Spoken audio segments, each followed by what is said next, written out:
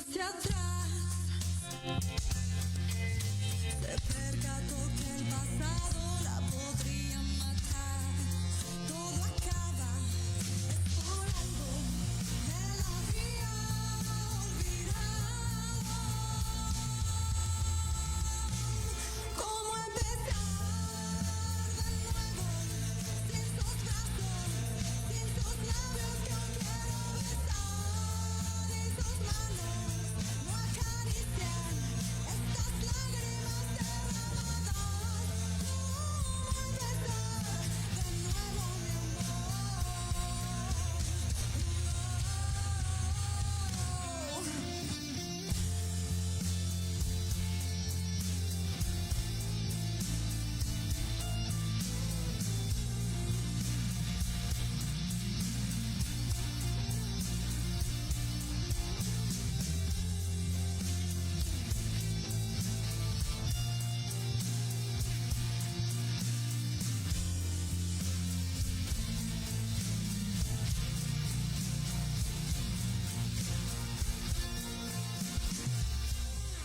esta locura me mata por ti.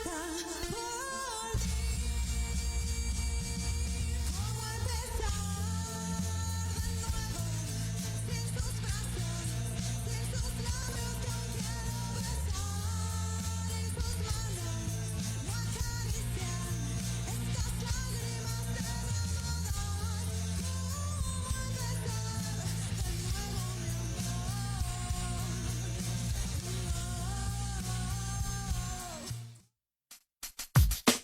Estás escuchando Proyecto Radio MX con sentido social.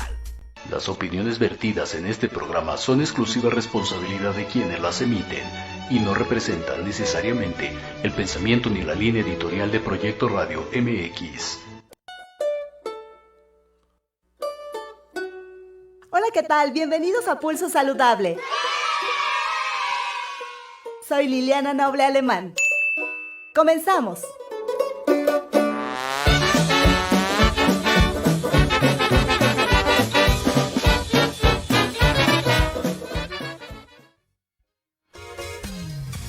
Pulso Saludable, cuidando tu estilo y forma de vida. Un programa diseñado especialmente para ti que te ocupas de tu salud. Conduce Liliana Noble.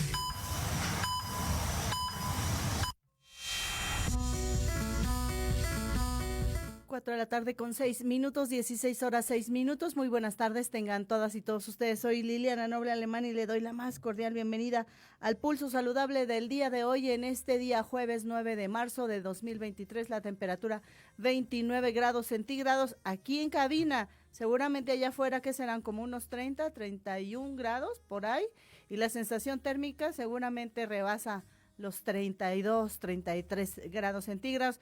Para la ciudad capital es un tema bastante complejo, no estamos acostumbrados a estos calores tan sofocantes, tan fuertes, y casi no hay viento, y eso incrementa las partículas gruesas, grandes, las del ozono, y de ahí luego sobrevienen las desafortunadas y no bienvenidas contingencias ambientales, que yo en lo particular, que soy alérgica, soy una alergena andando esas cosas y me andan pegando en mis pulmoncitos, pero afortunadamente hoy estamos respirando bastante bien. Ya se encuentra conmigo a través de la plataforma de Zoom la doctora Susana Galicia Amor. Ella es médica especialista en rehabilitación con alta especialidad en rehabilitación pulmonar. También más adelante vamos a platicar con otro experto, dos temas diferentes de dos rehabilitadores pulmonares diferentes, uno que tiene que ver con el cáncer y otro que tiene que ver con el polvo, los ventiladores, los cambios bruscos de temperatura, de qué forma hay que protegernos. Así es que vamos a dar inicio pues a la jornada de trabajo del día de hoy.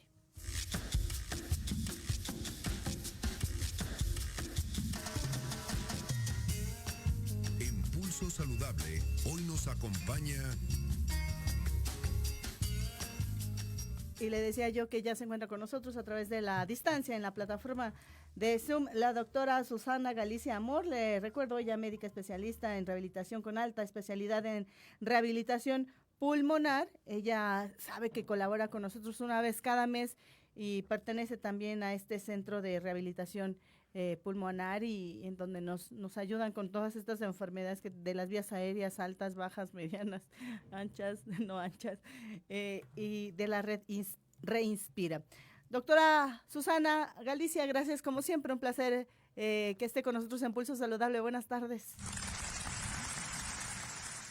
Hola, buenas tardes. Un gusto acompañarlos. Saludos al auditorio. Gracias, doctora. Y le decía yo a la gente, en particular, los cambios bruscos de temperatura a veces, no siempre le pasa a las personas, pero tal vez a la gran mayoría, el polvo, que si estábamos en una época donde había frío y de la noche a la mañana es calor y estamos ya acostumbrados a un estilo para dormir y de repente viene todo este calor y uno se quita todas las prendas para dormir, deja a veces abierta la ventana y en la mañana se empieza uno a sentir mal, la garganta arde, empieza la rinorrea o este moquito y ya para avanzadas las horas, a veces ya al tragar sentimos dolor y uno lo primero que piensa es, ya tenemos COVID y a lo mejor no es COVID, pero ¿cómo hacer?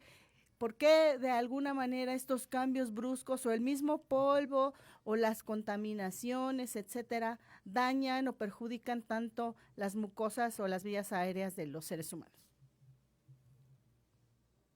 Sí, esta parte es muy importante porque efectivamente nuestro epitelio respiratorio no se adapta a estos cambios bruscos de temperatura. Entonces, habitualmente estamos muy acostumbrados a pensar en protegernos cuando entra la temporada invernal. Los que son asmáticos, sobre todo que tienen que ver con cuadros de alergia, se cuidan mucho en los cambios estacionales, sobre todo cuando entra primavera y verano, efectivamente por este cambio de temperatura y por el viento, ¿no? Claro. Entonces, es muy importante cuidar de esta manera, no exponernos a un cambio brusco de temperatura, ya sea de lo frío a lo caliente o de caliente a lo frío.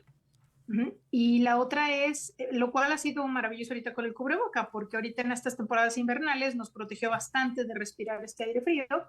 Y ahorita, por ejemplo, que todavía está empezando apenas a entrar como tal el aire, pero estos vientos que levantan polvo, que levantan infinidad de alergenos, ¿no? Pues tienen una vía de entrada muy fácil, pues de esta manera a la vía aérea, ¿no? Entonces, por eso es que cuando empiezan los cambios estacionales, pues empezaban a dispararse estos cuadros. Lamentablemente ahorita con estos cambios climatológicos a veces tenemos la combinación de las 4 estaciones en un mismo día, claro, o no son tan exactas como lo eran antes, ¿no? Entonces esto implica que debemos de cuidar nuestro epitelio respiratorio. ¿Y cómo es que lo podemos cuidar o cómo deberíamos de tener esta técnica del cuidado? Porque hacemos estos cambios, como usted bien mencionó, derivado de estas 4 estaciones que se reparten a veces en un solo día, ¿no? Y del calor migramos al frío o viceversa, y luego si don Goyo se le dio la gana expulsar también material incandescente o algunos gases vienen hasta acá, y la contaminación propia de la ciudad, y entonces andamos pululando entre los contaminantes propios de la ciudad más los que se llegan a agregar, y a esto le adicionamos estos 2 factores del cambio de clima. ¿Ahí cómo podemos cuidarnos o tratar de cuidar estas vías aéreas para evitar que estos cambios, como usted menciona, irriten estas zonas estos epitelios que usted menciona tan delicados y pudieran ser las antecesores de alguna otra infección oportunista? No sé si esto pase. Sí, sí puede ser. De hecho, lo primero sería tener en las mejores condiciones nuestro epitelio, y esto tiene que ver con la nutrición, que en este caso es con la ingesta de vitaminas. Ya mencionábamos previamente la vitamina A, D, E y C, son primordiales para tener un buen epitelio, que esté bien estructurado y tener activada la defensa. La otra es un buen sistema inmunológico, que esto tiene que ver precisamente con la actividad física, propiamente con rutinas de ejercicio bien prescrito. Y algo muy importante es la hidratación de la mucosa. Cuando existen estos cambios, sobre todo invierno y primavera, que entra calor y verano, este cambio brusco, que a veces no podemos controlar, como ya mencionabas, por la contaminación o simplemente porque el clima cambió, la mejor opción es tener hidratada la mucosa. De ahí que se hayan desarrollado muchos productos que no propiamente son medicamentos, son solamente hidratantes de la mucosa nasal. Ajá, y esto es lo mismo que, por ejemplo, los oftalmólogos utilizan para mantener hidratada la córnea, ¿no? Que son la lágrima artificial. En este caso de nosotros sí existen también aerosoles, que son básicamente agua salada, que es la famosa agua de mar, y algunos productos que tienen tal vez un poquito de bicarbonato, tal vez un poquito de sal, y que esté en buenas condiciones para que no esté agredida por un alergeno o por una situación de polvo o simplemente por el cambio de temperatura. Claro. ¿Y en qué momento tendríamos que darnos cuenta o sospechar de que no responde nuestro malestar únicamente a este cambio brusco de temperatura y que ya tendríamos una necesidad de buscar la alternativa de visitar al experto para que nos medique?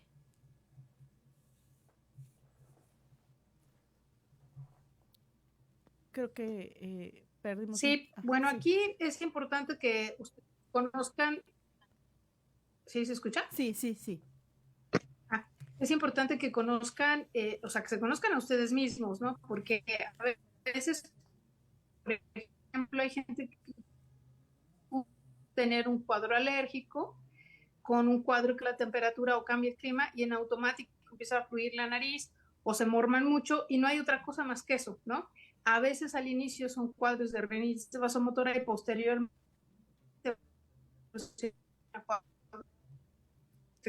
de alergia. Claro. Entonces, sí se requiere tener un diagnóstico de saber si tengo rinitis o no la tengo, si tengo un problema. La otra situación es, o sea, ya que empieza, por ejemplo, ahorita, ¿no? Sabemos que va a entrar la primavera, pues ya deberían de estarse hidratando la mucosa. No esperar a que entre el cambio de clima, sino conforme lo vamos percibiendo, empezar a hacer la hidratación y obviamente la ingesta de alimento y el ejercicio es toda la vida. Claro, claro. Ahora, en el sentido de en qué momento se emplea, no, obviamente todos sabemos que el moco tiene una característica que es muy parecida a la saliva o blanco y debe de ser líquido. Entonces, si se comienza a espesar, si cambia de color, si tiene rasguitos de sangre, ese ya no es un moco normal. Si se reseca mucho la nariz, el moco empieza a ponerse seco. Cuando se desprende puede tener rasguitos de sangre, pero es porque se lastimó el epitelio. Claro. Eso puede ser una vez que me suena la nariz, pero si cada que me suena la nariz siempre he sangrado, eso ya no es normal. O, por ejemplo, en la noche estar sangrando cotidianamente, ¿no? O sea, siempre en la noche sangro, ¿no? Y claro, eso pues también puede ser peligroso. Entonces, esos son momentos donde hay que buscar un cuadro y evidentemente si presentan fiebre, ya está asociándose a tos, que generalmente eso tiene que ver con mucha descarga retronasal, es decir, cuando se pasa el moco por la parte posterior de la boca. Claro. Y también, ¿qué pasa con estos lugares que son en las oficinas, ¿no? Este aire o el clima, el aire acondicionado, los ventiladores, que a veces nunca los han cambiado o nunca les han hecho una limpieza, o los mismos pisos que son de alfombras que tal vez nunca se han limpiado, contienen mucho polvo, muchos alergenos que se van acumulando. ¿Estas áreas también son muy dañinas para las personas, doctora Susana? Sí, es correcto. De hecho, aquí el punto es todo lo que genere que se retenga polvo, ¿no? O en el caso de la casa, bien mencionaba las alfombras, los peluches, el cambio de, por ejemplo, de ropa de cama, ¿no? Claro. Es importante, ¿no? La otra es la limpieza. Evidentemente no hay que levantar polvo, entonces se recoge con trapo húmedo.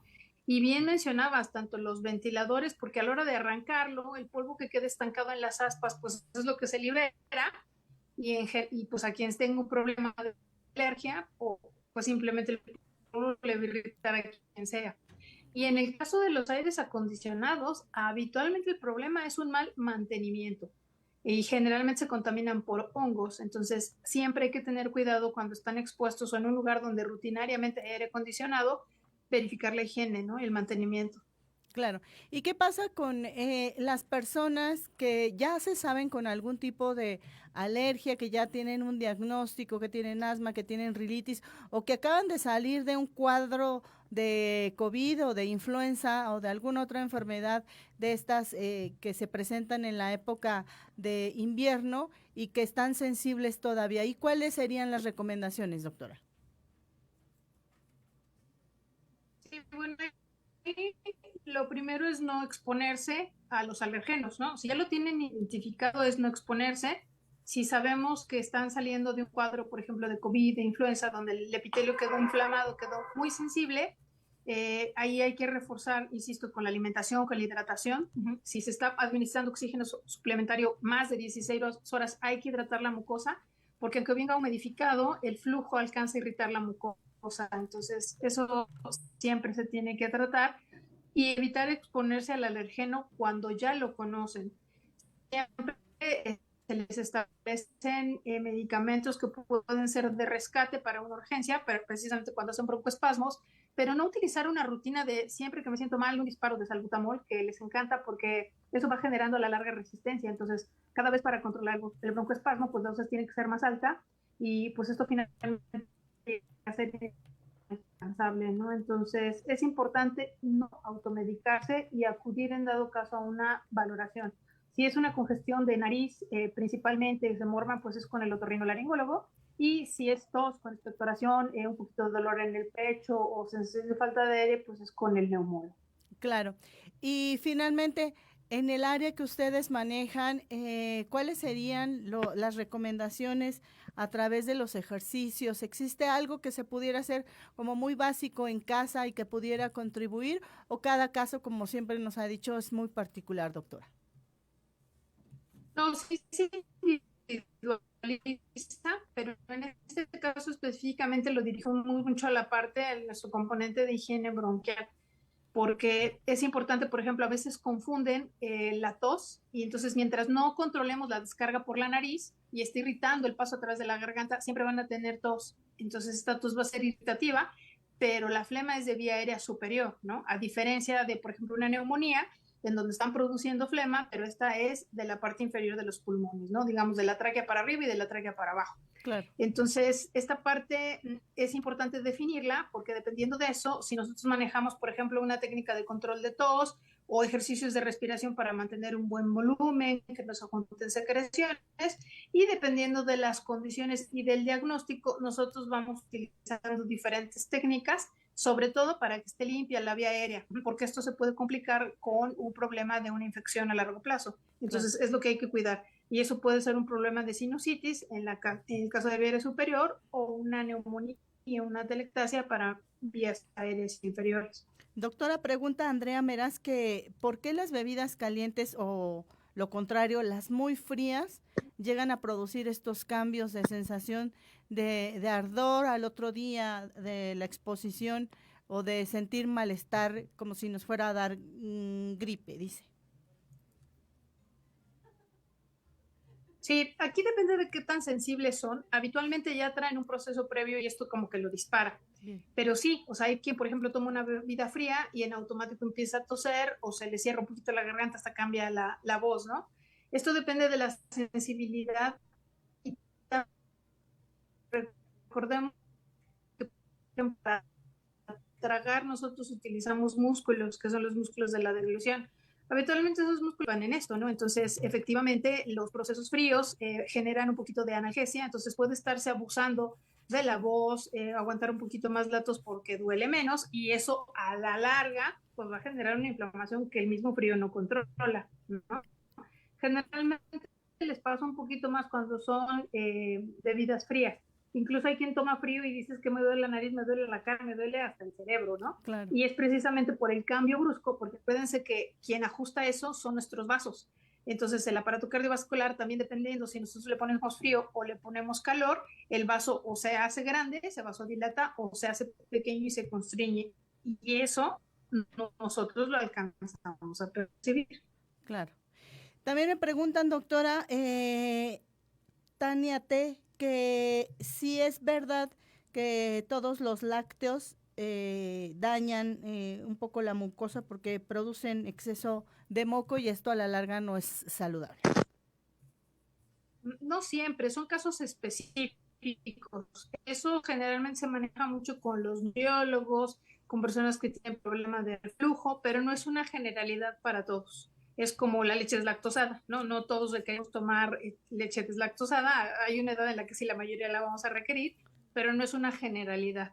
Entonces, por eso sí en algunos casos se les pide que excluyan los lácteos, pero no es para todos. Y también preguntan que si contribuye de manera importante estos cambios bruscos de temperatura, añadir el uso de un vapeador o del cigarrillo o de los puros. Sí, claro. Recuerden que cualquier inhalante va a generar una irritación en la vía aérea, ¿no? Porque no solamente es el humo, sino todas las partículas que se introducen a la vía aérea. Eso va generando una inflamación y una irritación. Entonces, la defensa de la vía aérea es cerrarse y producir moco, ¿no? Entonces, eso a la larga, o sea, de ser repetitivo, va generando una inflamación que se mantiene, ajá, y eso es lo que a la larga va a generar el daño y la obstrucción fija, que es lo que nos lleva a EPOC, por ejemplo, con el tabaquismo.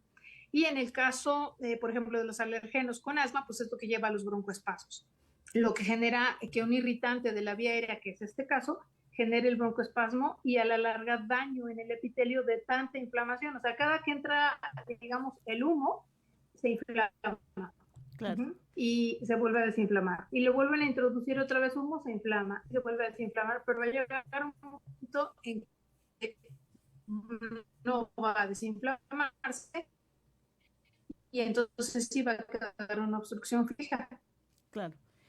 Pregunta también Lupita, buenas tardes doctora, soy mamá de Oscar que tiene 6 años, está diagnosticado con asma y el doctor me dijo que no va a poder realizar ninguna actividad de ejercicio vigoroso y tampoco debo exponerlo a helados, pero él siempre me pide uno al salir de la escuela. ¿Qué tengo que hacer?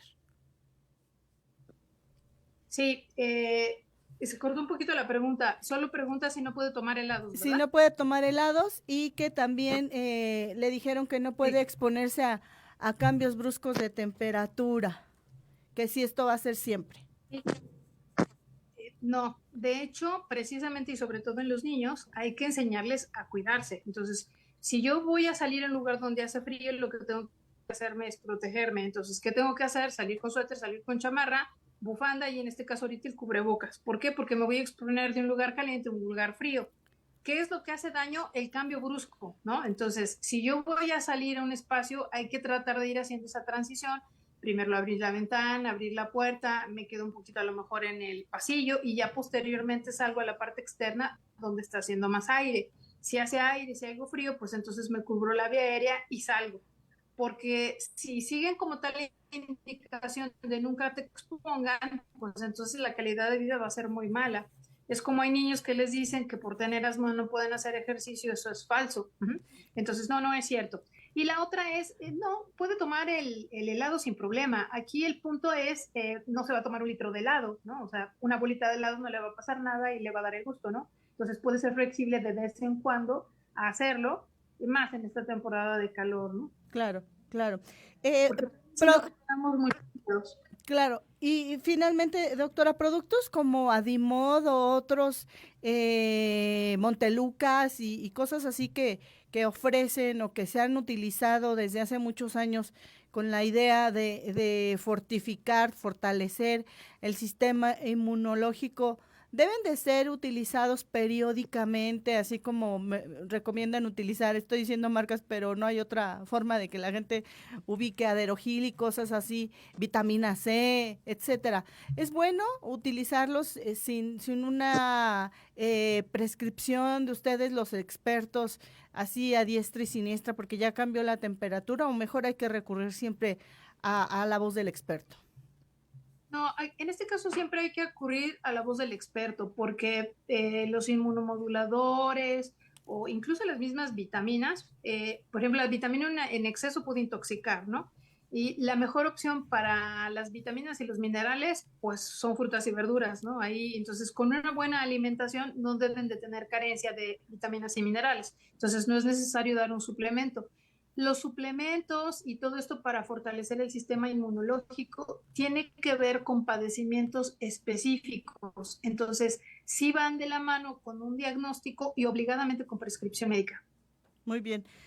Finalmente, ¿cuál sería su mensaje en esta tarde de Pulso Saludable que tenga que ver con esta tarea, ¿no? Que tenemos todavía del cuidado de la salud. A veces tenemos un poco olvidadas las vías aéreas y hoy más que nunca estamos presentes y pendientes de ellas por la etapa en la que se está viviendo en todo el mundo, pero han sido siempre áreas del cuerpo un poco descuidadas y olvidadas. Recuérdenos, por favor, doctora, qué es lo que tenemos que hacer para evitar que estos cambios de temperatura ya obligados en las circunstancias en las que estamos habitando este planeta puedan afectarnos. Sí, es muy importante lo que hemos estado mencionando, la prevención. Recuerden que tener un buen sistema inmunológico está detrás de tener un buen control para no tener un exceso de estrés, realizar ejercicio cotidianamente, un buen hábito de alimentación, es lo principal. Tarde o temprano todos tendremos que lidiar con alguna enfermedad probablemente o con una situación ya sea emocional, algún problema con el que tengamos que lidiar, porque eso a todos nos va a pasar durante toda la vida, pero es importante manejar esta parte emocional, porque esto tiene que ver con el estrés y con el sistema inmunológico, y la baja en las defensas puede desarrollar una enfermedad, no solamente estar expuesto a. Claro. Entonces, esta parte de hacer ejercicio, alimentarse sanamente, dormir bien, es fundamental para que nosotros ayudemos a nuestro cuerpo a estar preparado. Y bueno, en este caso, protegernos, ¿no? Por ejemplo, ahorita que está entrando el calor, no estar expuesto directamente al sol de 12 a 5, que son las horas de calor más intenso, utilizar sombrilla, gorras, ¿no? Que son muy importantes. Si van a seguir estando expuestos a donde hay mucha gente, con la pena del cubrebocas, mantener su sana distancia. Los saludos de mano, recuerden que siguen siendo transmisión por contacto, entonces no sigue siendo la mejor opción. Y lavarse frecuentemente las manos. Muy bien, doctora, ¿dónde la puede encontrar la gente?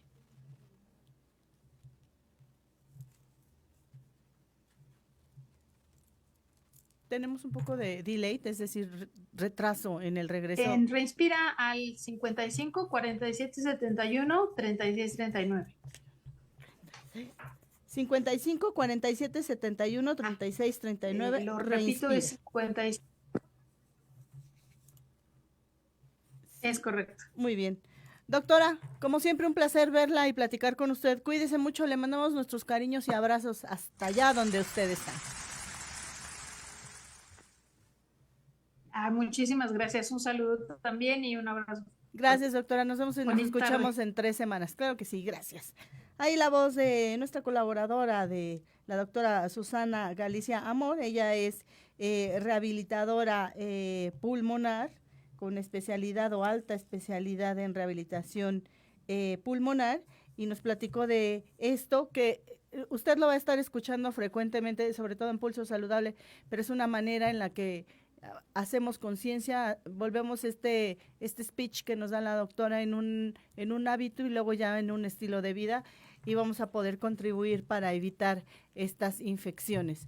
4 de la tarde con 31 minutos de este jueves 9 de marzo de 2023, la temperatura 29 grados centígrados. Antes de ir a pausa comercial, le cuento que me han dicho algunos compañeros que viven en Sonora y que ahí los calores son, pero en serio, que se ponen la ropa húmeda y entonces así andan en el medio ambiente, y como se seca rápido esa sensación les da frescura, pero nosotros en la Ciudad de México no estamos acostumbrados a hacer eso, entonces justo eso sería para nosotros, entendería yo, un cambio brusco de temperatura que pudiera afectarle las mucosas, irritarlas, y después recuerde que por ahí tenemos muchas bacterias que están a la acecha esperando alguna baja importante de defensas o algún cambio importante para introducirse en nuestro cuerpo y enfermarnos. Entonces evitemos eso y bebamos mucha agua, como dice la doctora Susana, comamos frutas y verduras, tengamos la oportunidad de hacer ejercicio constantemente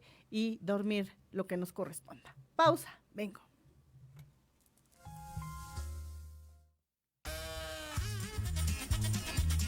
Oye, ¿a dónde vas? ¿Quién, yo?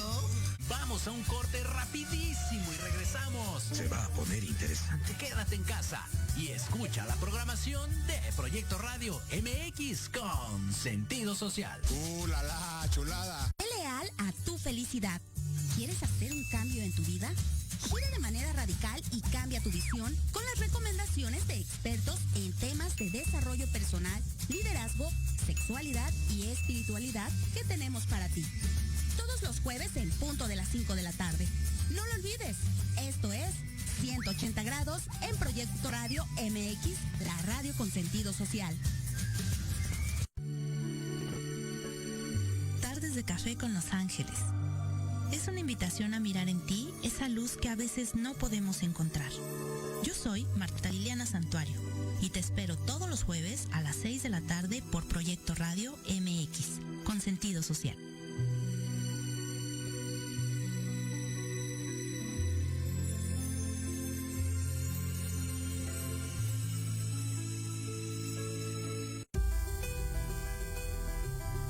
¿Cuántas veces te han dicho que tus problemas no tienen solución?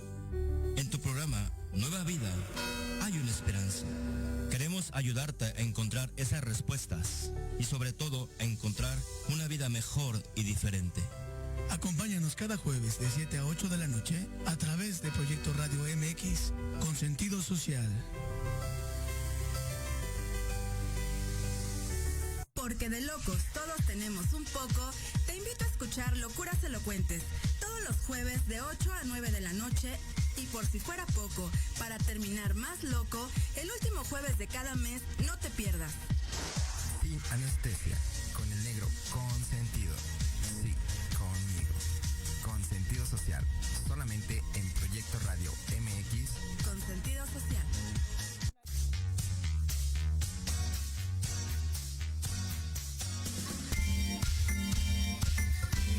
El reporte especial en Pulso Saludable.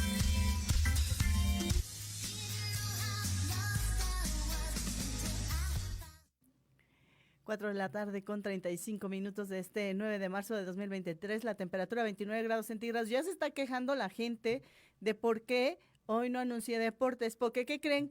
Que mi queridísimo Jorgito Negrete está de gira artística, ¿verdad? Jorge Escamilla, director general, que me está apoyando ahora en los controles técnicos. Antes estaba, ¿quién estaba antes? Ian, sí es cierto. Entonces, seguramente está haciendo una cobertura muy importante en materia deportiva y ya la próxima semana se reincorpora de nueva cuenta con nosotros. Y ya se encuentra conmigo igual a través de la distancia en una plataforma de comunicación el doctor Richard Alcanta Correa.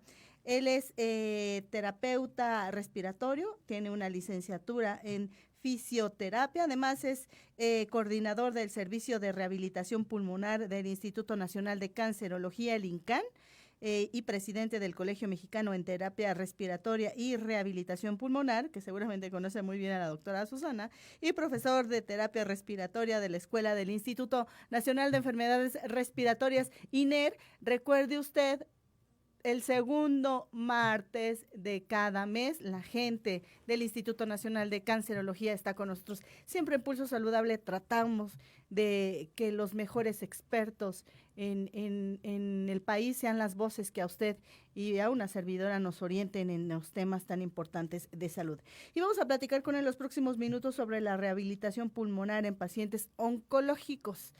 Doctor, licenciado, más bien, gracias por estar con nosotros en Pulso Saludable. Muy buenas tardes. Muy buenas tardes, Liliana. Un saludo para ti y a tu auditorio. Gracias, licenciado Richard. Y yo quisiera comenzar preguntándole, ¿qué padecimientos oncológicos van a requerir de una terapia o van a ser recomendados a tener una terapia de rehabilitación pulmonar? Pues mira, desafortunadamente la parte de nuestros pacientes oncológicos normalmente tienen una de las principales complicaciones o secuelas que nos puede dejar lo que es la parte de la quimioterapia o radioterapia, inmunoterapia, es muchas veces la disnea o la fatiga, que son de las causas más comunes que nos presentan nuestros pacientes. Entonces, pues un gran número o el grueso de los pacientes oncológicos ya se llaman de cáncer de mama, y obviamente los cáncer de pulmón, los pacientes de gastro, pacientes posoperados de cualquier abordaje quirúrgico ya sea de tórax o de abdomen, tienden a recurrir a presentar estas complicaciones y pues bueno, es cuando nosotros empezamos a abordarlos a este grupo de pacientes. Y hace 3 semanas que estuvo otro experto de ahí del INCAN con nosotros, nos explicaba de esta importancia y de estos hallazgos tan interesantes que ahora han encontrado y los beneficios que aporta los ejercicios a este tipo de pacientes, a quienes viven con su enfermedad base, que pudiera ser cualquier tipo de cáncer, y a quienes acaban, como usted bien lo menciona, de ser sometidos a una cirugía y requieren de este tipo de asistencias, o quienes a lo mejor ya pasaron por todas estas etapas, pero continúan llevando un seguimiento y tal vez necesitan echar mano de estas terapias. Así es que me gustaría también preguntarle, si me lo permite, Richard, ¿qué es una rehabilitación pulmonar? Pues bien, como menciona, contesta un poquito lo que bien estabas mencionando. A veces teníamos como que muy subestimado lo que es al paciente oncológico. Teníamos ese concepto de paciente con cáncer, a veces lo limitábamos a hacer alguna actividad física, o quizás lo teníamos en una situación de poca actividad. Entonces, hoy en día en base a los diferentes estudios que se han realizado, se ha podido demostrar que los pacientes, mientras mayor tengan una actividad física, les va mejor. Entonces, por eso es que es importante la parte de rehabilitación, pero como hablarte como el significado, pues hoy en día pues, ha tenido un impacto muy grande lo que es la rehabilitación y quizás se ha visualizado de mayor forma, pero siempre ha estado presente. Y pues bueno, hablar de ello es hablar de un equipo multidisciplinario, porque obviamente es no solamente fisioterapeuta, es hablar del médico, es hablar de terapeutas respiratorios, es hablar de enfermería. En sí es un equipo multidisciplinario el cual busca estabilizar o disminuir la sintomatología que nos puede dejar la misma enfermedad. Lo que se busca en ello, en estos abordajes, es optimizar la autonomía del paciente. Buscamos mejorar lo que es el aumento de la función pulmonar, buscamos también potencializar la parte física, buscamos también que el paciente pueda mejorar todo lo que es en todos los sentidos la salud respiratoria, pero aquí es algo muy importante, que tiene que ser de una manera muy adaptada y diseñada de manera muy individualizada para cada uno de los pacientes. Como sabemos, el paciente oncológico tiene una enfermedad de base, puede ser pues ya comorbilidades asociadas, hipertensión, diabetes y demás, y obviamente puede ser pacientes de pulmón, pacientes de mama, pacientes de hematología, gastro. Entonces, por eso tenemos que ser muy específicos al abordar cada uno de nuestros pacientes, porque obviamente no podemos abordarlos de la misma manera a cada uno de ellos. Tenemos que personalizarlos, el tratamiento como lo que es. Claro, ya una vez, Richard, que ustedes han identificado a cada uno de estos pacientes y le han detallado o le han hecho su traje, si me lo permite decirlo así, a la medida, ¿cuáles son los efectos inmediatos que ustedes empiezan a percibir o que el mismo paciente empieza a percibir durante el proceso? Pues bueno, lo que empezamos a encontrar es que los pacientes hemos visto un impacto directo en lo que es en la calidad de vida del paciente, porque obviamente este paciente se puede realizar sus actividades de la vida diaria que ya no podía, es decir, ese paciente puede caminar, ese paciente puede realizar sus actividades o familiares, laborales, sociales, que muchas veces se encontraban limitadas por no tener, digamos, que un abordaje de la manera correcta. Entonces, tiene un impacto muy rápido. Hemos visto en los diferentes estudios que los pacientes prácticamente del mes a los 3 meses empiezan a tener una mejora en las diferentes escalas que hemos tenido para poder estar evaluando esa progresión. Entonces es donde nosotros hemos podido encontrar ese impacto, pero yo creo que la palabra correcta y que nos quedáramos con esto sería como que hemos visto la mejora en la calidad de vida de nuestros pacientes. Claro, y yo platicaba hace algunos días con una compañera, colega periodista, que le decía que hoy pensamos en estos entornos en donde llegas a lugares que están tan amplios, tan cambiados en su fisonomía, ¿no? Estructuralmente las instalaciones, como por ejemplo este nuevo edificio del INCAN, en donde se atienden las mujeres que tienen cáncer de mama, y eso también influye directamente en las emociones, en la percepción.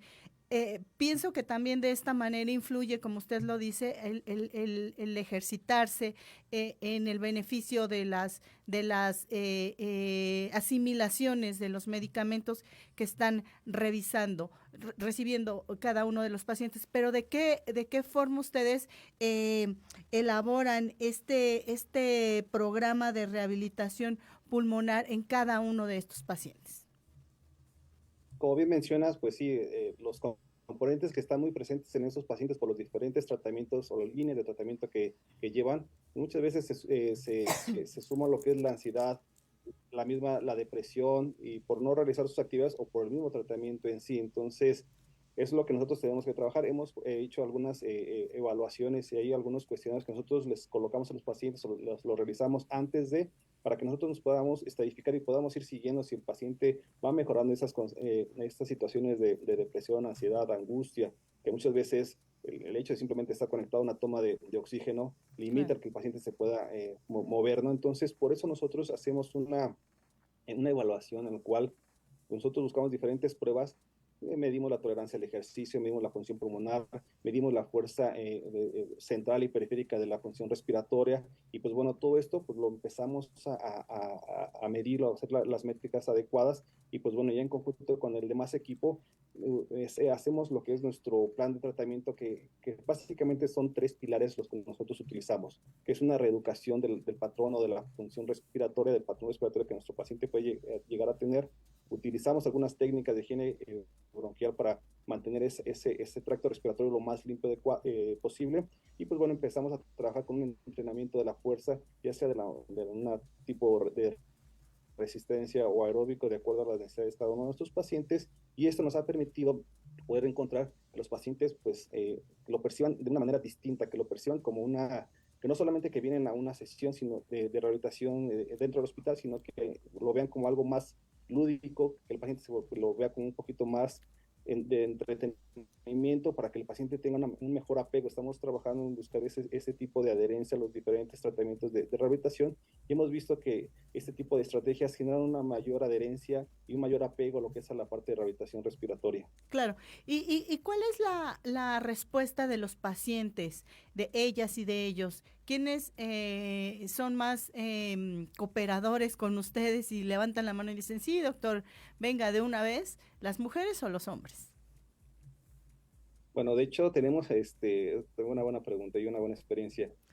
Tenemos unas actividades también que estamos haciendo, bueno, a través de plataformas. Hacemos algunos juegos de videojuegos, también nosotros les aplicamos algunos programas ya establecidos, y los pacientes empiezan a jugar con videojuegos especiales para la parte de rehabilitación, y la campeona que tenemos es una mujer. De hecho, trabajamos algunas técnicas, y sí, ha sido la más efectiva en ese tipo de tratamientos, y sí, la mujer tiene un buen apego en ese sentido de los temas de rehabilitación.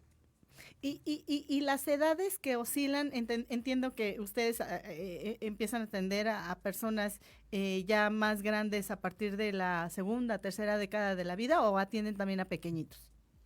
No, generalmente nosotros trabajamos a lo que es la población mayor de edad. Ese es nuestro sector, pero generalmente los que están con nosotros es prácticamente en la quinta década de la vida. Esos son los pacientes que más que tenemos nosotros, los diferentes abordajes, ¿no? Sí, es un número considerable el que manejamos, pero más o menos a partir de entre la quinta y sexta década de la edad. ¿Y qué tan complicada o tan dañina pudiera ser la utilización, aún presentando cualquier tipo de tumoración o estar recibiendo tratamiento para cualquier tipo de cáncer, que sigan reincidiendo? Entiendo que las personas que viven con esta adicción al cigarrillo, a los vapeadores, es complicada, pero no, y no es tan sencillo que se deje de la noche a la mañana. Pero qué tan complejo pudiera ser que esto entorpezca este tipo de terapias que coadyuvan para la mejora del paciente, y como usted bien menciona, para la adherencia al tratamiento base, y que pudieran, en vez de beneficiar, pudieran coartar este beneficio, ¿no? Y que no pudiera verse tan hecho o tan expresado versus aquel que no fuma o que no utiliza un vapeador. Sí, de hecho existe, porque prácticamente el 60% de nuestros pacientes son pacientes que han cursado con problemas de tabaquismo, y también es un porcentaje muy considerable, exposición a biomasa y demás, pero ese porcentaje de los pacientes de tabaquismo muchas veces sí tienen este problema de adicción. Entonces lo que nosotros se está trabajando, como mencionaba al principio, es un equipo multidisciplinario. Entonces actualmente aquí el hospital cuenta con la clínica de tabaquismo, en el cual nosotros trabajamos en conjunto con ellos, los canalizamos a esa área, y como trabajamos en una unidad funcional, lo que hacemos es que en ese mismo instante el paciente tiene que ser canalizado, atendido, tratado y manejado para que no pierda lo que es su tratamiento y no pierda esa parte de adherencia. Entonces trabajamos mucho que el paciente no lo perdamos, que el paciente esté atendido, y pues bueno, ya en la clínica de tabaquismo que está manejada por médicos, también entra lo que es la parte de los psicólogos, los psiquiatras, para que esté con tratamiento el paciente. Entonces realmente se busca cubrir los diferentes frentes para que el paciente se quede completamente atendido y tratado y no deje su tratamiento. Y ustedes ahí, licenciado Richard, están siendo en el INCAN pioneros en este tipo de tratamientos coadyuvantes, ¿no? Echando mano de algo tan visto y tan evidente, pero que no se habían, como usted bien lo menciona, no se habían atrevido a utilizarlos abiertamente, que son los programas de ejercitamiento. En el área de la rehabilitación pulmonar, hoy tan escuchada, seguramente un poco más entendida y conocida que antes de vivir esta pandemia de la COVID-19, ¿cuál sería el mensaje que le daría justo a los pacientes, pero también a otras instituciones, otros médicos que están en otras áreas de trabajo alejadas al instituto, y que también comiencen a atreverse a implementar estos programas que, por lo que me han explicado ustedes los expertos, están siendo muy exitosos? Sí, de hecho se ha demostrado en los últimos años el impacto que ha tenido en los beneficios de lo que es la calidad de vida de nuestros pacientes. Yo creo que la única manera que hemos podido demostrar esos beneficios es a través de la investigación. Aquí este instituto tiene la capacidad de investigar, y hemos podido demostrar en base a esos resultados que los pacientes les va mejor si tienen un abordaje en temas de rehabilitación, toleran mejor los tratamientos, toleran mejor lo que es la parte de quimioterapia, los pacientes se recuperan mejor en el postoperatorio, se recuperan mejor en los pacientes que son sometidos a inmunoterapia, los pacientes tienen una mejor respuesta, menos días de hospitalización. Y obviamente lo que hemos encontrado es que los pacientes, en un estudio que se realizó en los pacientes de cáncer y COVID, pudimos encontrar que los pacientes que no se encontraban rehabilitados, podíamos nosotros ver que muchas veces su tratamiento de quimio, de radio, se tenía que suspender, porque obviamente las condiciones no se le permitían poder seguir con su tratamiento. Los pacientes que tenían un buen apego a sus diferentes abordajes terapéuticos en temas de rehabilitación tenían una mejor respuesta, y no había esa suspensión de sus tratamientos, que eso también impactaba dentro de lo que es la evolución de la misma enfermedad. Entonces, por eso es sumamente importante que se sumen a los diferentes proyectos que existen en temas de rehabilitación. El INER también tiene una excelente área de la parte de rehabilitación, de terapia respiratoria, que se han sumado, digamos, que los diferentes conceptos, ideales y demás, para fomentar el crecimiento de la terapia respiratoria, de la rehabilitación. Y pues bueno, yo creo que si seguimos en esas mismas directrices, tenemos como objetivo la mejora de la función pulmonar de nuestros pacientes. Doctor, licenciado, perdón, y esta terapia de rehabilitación pulmonar, antes de la pandemia de la COVID-19, existía de cierta manera y ha evolucionado a través de esta presentación tan cruenta, tan compleja, que ha tocado en todo el mundo, la presentación de la pandemia de la COVID-19, y vienen retos a futuro. ¿O usted qué opina al respecto? Sí, pues bueno, como mencionaba, se ha evidenciado más lo que es el tema de rehabilitación.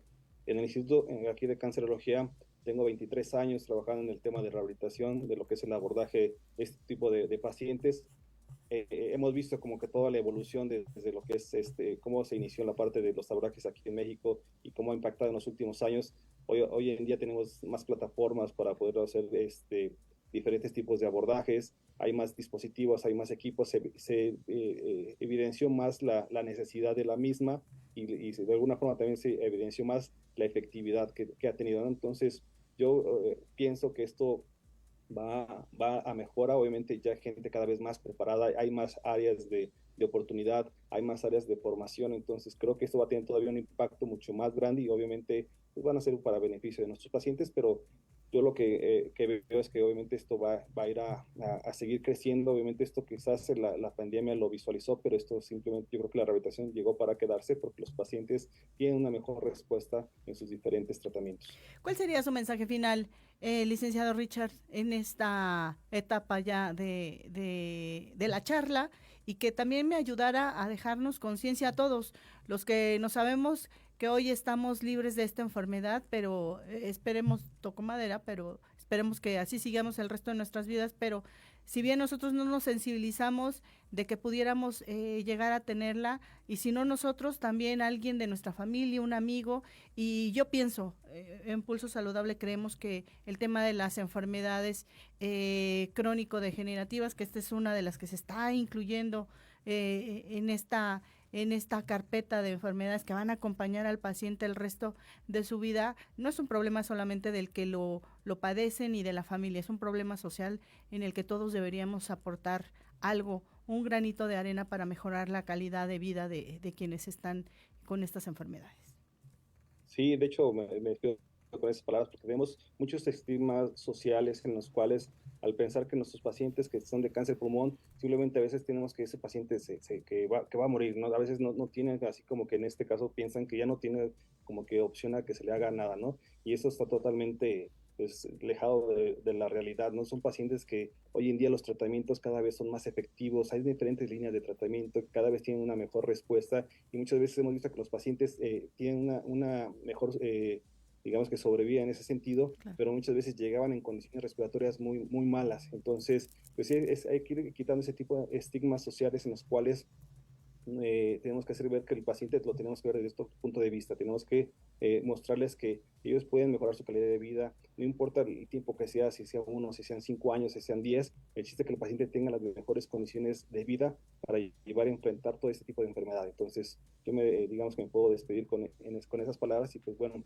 hacer conciencia de que pues, los prestadores de salud tenemos que, digamos que sumarnos a este tipo de proyectos y saber que este es un problema, como bien mencionas, también que involucra a la familia, ¿no? También hacerles conciencia para que podamos, digamos, que llevar esto de una manera más fácil o llevadera para nuestro paciente. Pues saben que en Pulso Saludable siempre los vamos a apoyar. Los queremos mucho, los admiramos también muchísimo más y sabemos de la buenísima calidad de personas, de seres humanos que están siempre brindando apoyo a quienes más lo necesitan en estas instituciones, y el Instituto Nacional de Cancerología, reconocido no solamente en Pulso Saludable y en todo México, sino a nivel internacional como una de las mejores instituciones para el tratamiento, investigación y desarrollo de nuevos procesos y protocolos en materia de cáncer. Gracias, Richard, un abrazo. Un abrazo, saludos. Saludos. Ahí la voz del licenciado en terapia física y rehabilitación, Richard Alcántar Correa. Él es licenciado en fisioterapia y coordinador del servicio de rehabilitación pulmonar del Instituto Nacional de Cancerología, con este tema de la rehabilitación pulmonar en pacientes oncológicos.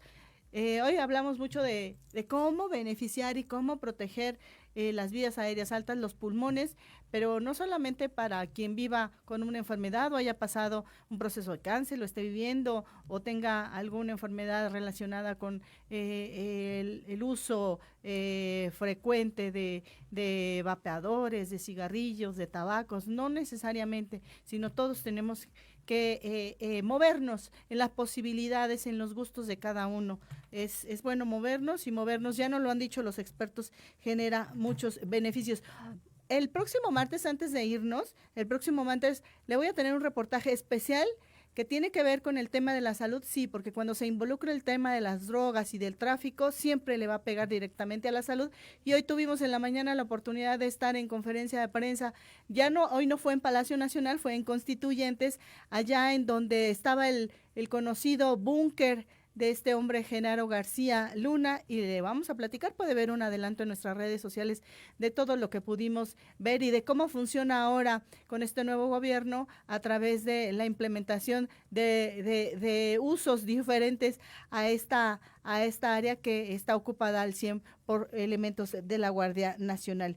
Y de última hora nos comunica la COFEPRIS que existe ya una sentencia judicial que obliga justamente a COFEPRIS a emitir autorización sanitaria para cáñamo. Representa un riesgo a la salud. La Comisión Federal para la Protección contra Riesgos Sanitarios, COFEPRIS, trabaja como garante de la protección de la salud de las personas y ha colaborado con otras instituciones derivado del mandato de la Suprema Corte de Justicia de la Nación, ordenando diferentes autorizaciones relacionadas a los distintos usos del cannabis. Es preciso informar que las autorizaciones que emite la agencia regulatoria tienen fundamento en el marco legal que rige el actuar regulatorio desde la Ley General de Salud, reglamentos, normas oficiales, acuerdos y lineamientos, mismos que son públicos en el Diario Oficial de la Federación. Además, COFEPRIS carece de atribuciones en todo este proceso que involucran los diversos mandatos del sistema judicial, como es la siembra o importación de las semillas. En ese tenor se informa que en el cumplimiento de una sentencia de juicio de amparo, esta autoridad fue obligada por el segundo juzgado del distrito a emitir una autorización para el cultivo, procesamiento, producción y comercialización del cannabis industrial, así como la importación de la semilla y el procesamiento de la materia vegetal y producción del aceite cannabidol. La autoridad sanitaria destaca que cumplió sus obligaciones como institución pública, acatando las disposiciones judiciales ante amenazas de multa y destituciones de servidores públicos, pero no cuenta con suficiente información para determinar que este producto es seguro para los fines que la empresa multinacional pretende o que las empresas multinacionales pretenden echar mano de él y utilizarlo. Se menciona lo anterior debido a que las autorizaciones determinadas por una sentencia judicial no siempre están alineadas en el marco legal. Comento, aún también existe una obligación a través de la COFEPRIS como institución de publicar el servicio a la población esta determinación de las disposiciones judiciales y en virtud del grave riesgo a la salud que una autorización de este tipo representa, y en coordinación con la Secretaría de Gobernación han sido presentados los recursos de queja y de inconformidad en el tercer tribunal colegiado de circuito, con las cuales se busca revertir e invalidar la utilización a fin de proteger la salud de las personas. Así es que recuerde usted que esta sentencia judicial, aunque obligue a COFEPRIS a emitir esta autorización sanitaria para cáñamo, ellos dicen que esto representa un gravísimo daño a la salud. Con esta información me toca despedirme, no sin antes recordarle que tenemos una cita la próxima semana a 4 de la tarde en punto. Soy Liliana Noble, gracias mi queridísimo Jorge, nos vemos, adiós.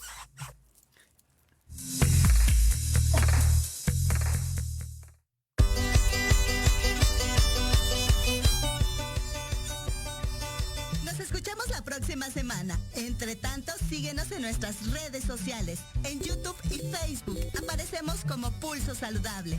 Y comparten nuestro programa del día de hoy. Hasta la próxima.